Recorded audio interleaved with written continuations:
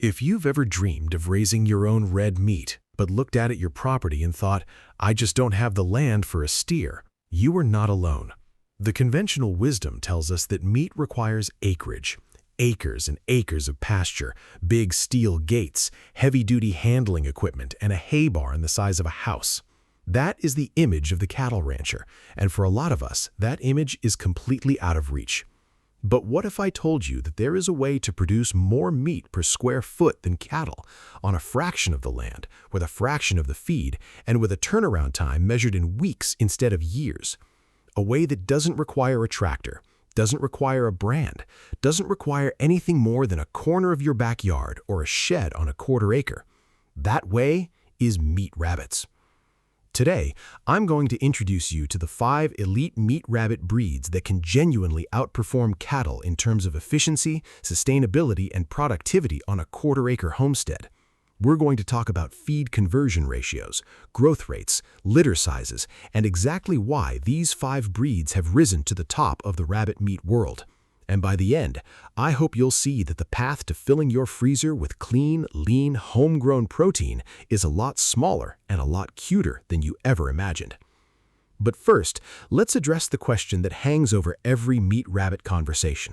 Why rabbits? Why not just stick with cattle? The answer lies in the numbers, and these numbers are frankly staggering. A beef steer takes somewhere between 18 and 24 months to reach slaughter weight. During that time, it will consume roughly 10,000 to 15,000 pounds of dry matter, or much more if you're measuring fresh forage. That steer will dress out at maybe 600 to 800 pounds of meat. A lot of meat, yes, but at a tremendous cost in time, land, and feed. The feed conversion ratio for beef, meaning the pounds of feed required to produce 1 pound of live weight gain, averages between 6 to 1 and 10 to 1 depending on the system. Now compare that to a commercial meat rabbit. A doe can produce 6 to 8 litters per year, each litter averaging 8 to 10 kits. Those kits reach a harvest weight of 5 pounds in 10 to 12 weeks with a well-managed feeding program. The feed conversion ratio of a well-managed rabbitry is around 3 to 1 or 4 to 1. That means 3 to 4 pounds of high-quality alfalfa hay and grain pellets to produce 1 pound of live weight. That is phenomenally efficient. On top of that, the same doe that produces those litters can be housed comfortably in a cage that takes up 5 square feet. Stack those cages in a hanging system, and a quarter acre can easily support 500 or more breeding animals and their grow-out kits. That's tens of thousands of pounds of lean, white, high-protein, low-fat meat per year from a space that couldn't support a single steer. Rabbit manure is also a miracle. Unlike cattle manure, which is heavy, wet, and requires hot composting before it can be safely applied to a garden, rabbit manure is cold. It can go straight from the cage to the vegetable bed without aging. It is perfectly pelleted, easy to handle, and packed with nitrogen, phosphorus, and potassium. On a quarter-acre homestead, the fertility your rabbits produce can eliminate your need for purchased fertilizers entirely, feeding your garden, which in turn feeds you and can feed the rabbits. It's a closed-loop regenerative protein system that cattle simply cannot match. So which rabbits should you choose to build your elite meat-producing herd? After decades of combined breeder experience, 5 breeds have separated themselves from the pack. Let's meet them one by one. The first breed is the New Zealand White. If you've ever seen a commercial rabbitry, you've seen this rabbit. The New Zealand White is the absolute backbone of the global rabbit meat industry, and for good reason. These are large, muscular animals with a pure white coat and pink eyes. Mature does weigh 10 to 12 pounds, bucks are slightly smaller. The New Zealand White is celebrated for its rapid growth, excellent feed conversion, and calm maternal nature. Does consistently produce large litters of 8 to 12 kits and have strong mothering instincts. The kits grow like weeds, reaching 5 pounds in 10 to 12 weeks with a well-managed feeding program. The white pelt is an added bonus. It takes dye beautifully and is preferred by the fur industry, providing a secondary income stream. The New Zealand White is hardy, adaptable to various housing systems, and widely available from breeders across the country. If you want the proven, no-surprises, industrial standard meat rabbit that will fill your freezer and your wallet, this is the breed. The second elite breed is the Californian. If the New Zealand is the industry standard, the Californian is its refined cousin. Developed in the 1920s in Southern California by crossing New Zealand whites with Himalayans and standard chinchillas, the Californian was purpose-built to be the perfect meat rabbit. It has a white body with dark points on the nose, ears, feet, and tail, a striking, clean appearance. The dark points make it easier to pelt, and the fur is dense and high quality. The body type is what breeders call commercial. It's a blocky, rectangular shape, wide across the loin and deep through the hindquarters, where the most valuable cuts of meat come from. They have an exceptionally high dress-out percentage, meaning more of the live weight ends up as usable meat on the carcass.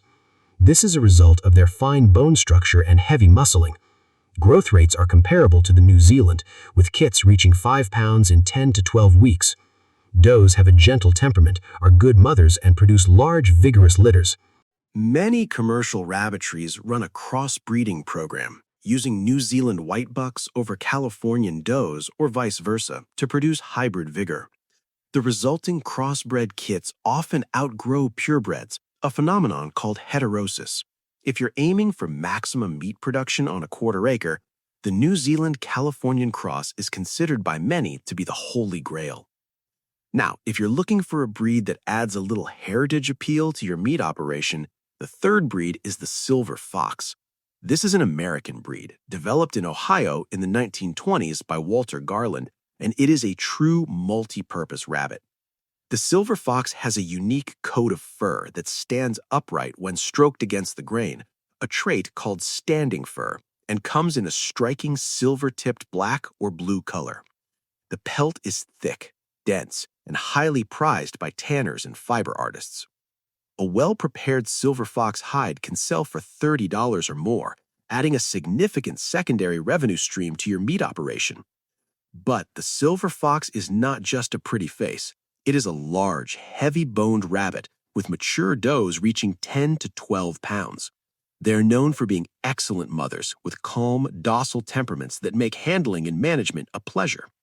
Litter sizes average 6 to 8, and the kits are born with a black skin that lightens to silver as they mature. Growth rates are slightly slower than the New Zealand or Californian, with kits reaching 5 pounds in 12 to 14 weeks, but the added value of the pelt more than compensates for the extra week or two. For the homesteader who wants a dual-purpose animal that can feed the family and provide a marketable hide, the silver fox is an elite choice. It also carries the prestige of being a heritage breed listed as threatened by the Livestock Conservancy. So, by raising and promoting silver foxes, you are actively participating in the preservation of agricultural biodiversity, a selling point that resonates powerfully with customers at farmers markets and online. The fourth elite breed is the American chinchilla. Now, I know the word chinchilla might make you think of the little gray pet rodents, but the American chinchilla rabbit is a whole different beast, literally. It is a large, blocky rabbit weighing 9 to 12 pounds at maturity, with a soft, silvery gray coat that has a beautiful, ring-patterned agouti coloration. This breed was developed in the early 1900s specifically for the fur and meat markets, and it is renowned for its fast growth and substantial muscling. The American chinchilla is a wonderful mother, producing litters of 7 to 10 kits with consistency. The kits are vigorous feeders, and the breed is known for its strong disease resistance and adaptability to a wide range of climates. They do well in both hot and cold conditions when given proper shade and ventilation. The dressed carcass of a chinchilla is thick through the loins and shoulders, yielding an impressive amount of lean, mild, tender meat. They reach fryer weight of 5 pounds in 10 to 12 weeks, putting them right in line with the New Zealand for growth rate. The pelt is where the chinchilla truly shines. A well-tanned chinchilla hide is a thing of beauty, with soft, dense fur that feels like velvet. The color is a soft dove gray that takes dye well and is naturally elegant. Like the silver fox, the American chinchilla is listed as critically endangered by the Livestock Conservancy. So, by breeding and promoting these rabbits, you not only put meat on your table, but help save a piece of American agricultural heritage from extinction. That story resonates with customers who care where their food comes from and the ethics of the food system they support. The fifth and final elite breed is a wild card that you may not have heard of, But it is making waves in the meat rabbit world, especially for those with limited space or an interest in maximizing efficiency on a per-cage basis. It's the Florida White. This breed began as a laboratory rabbit, selected for docility, feed efficiency, and a compact, uniform body size. But smallholders soon realized that the Florida White is a phenomenal meat rabbit for the small homestead. Mature does weigh just 5 to 6 pounds, but they have a dressed-out percentage that rivals much larger breeds. The meat is exceptionally tender and mild. The advantage of the Florida White is that they require less cage space and less feed per animal than the larger breeds. You can fit more breeding does in the same square footage, and they convert that feed into meat with remarkable efficiency. A doe can produce 4 to 6 litters a year, each with 6 to 8 kits, and those kits will reach a fryer weight of 3 to 4 pounds in as little as 8 to 10 weeks. For the homestead cook, a smaller rabbit can be a more convenient meal, easily roasting in a pan without having to break the rabbit down into parts. The Florida White is calm, easy to handle, and well suited to a stacked cage system in a small shed or garage. It is not a flashy breed, and the white pelt is not as valuable as a tanned hide. But if your primary goal is maximum meat output from minimum space and minimum feed cost, the Florida White deserves a serious look. It is the efficiency champion of the rabbit world. So there they are: the New Zealand White, the commercial powerhouse; the Californian, the refined blocky butcher's rabbit; the silver fox, the heritage dual-purpose beauty; the American chinchilla, the velvety endangered overachiever; and the Florida White, the efficiency expert for the space-conscious homesteader.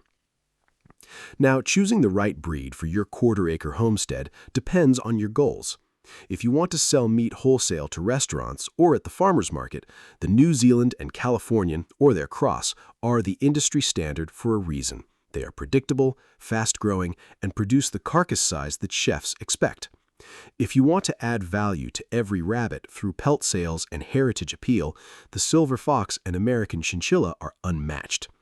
If you are working with very limited space, like a single garage or a large shed, and you want to pack in as much production as possible, the Florida White will give you the most kits and the most meat per square foot. Regardless of which breed you choose, the management principles that allow rabbits to outperform cattle remain the same. First, you must provide a consistent, high-quality diet. Alfalfa hay or a good grass hay forms the foundation, along with a measured daily ration of a balanced rabbit pellet with 16 to 18% protein. Fresh, clean water must be available at all times. An automatic watering system is a wise investment once you scale beyond a few cages. Second, you must practice good sanitation. Rabbits are susceptible to respiratory issues if ammonia builds up from urine. Stacked hanging cages with droppings pans or a deep pit beneath the cages allow manure and urine to fall away from the rabbits, keeping the air clean and the animals healthy. This manure, as I mentioned, becomes your garden's greatest asset. Third, you must maintain a disciplined breeding schedule. A common system for a small-scale meat rabbitry is to breed the doe when her litter is 4 weeks old, wean the kits at 6 to 8 weeks, and give the doe a rest period before her next kindling.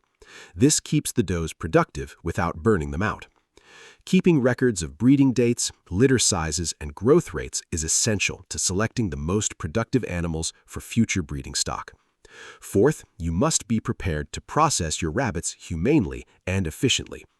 A simple wooden rabbit ringer, or a pellet gun, and a sharp knife are the tools, and the process is quick and respectful when done correctly. The meat should be rested, chilled, and then either cooked fresh or frozen for later use. The pelts can be salted and cured or frozen for later tanning. And finally, you must find your market or your personal consumption rhythm. If you are raising rabbits for your own family, a trio of 1 buck and 2 does can provide a steady supply of white meat year-round.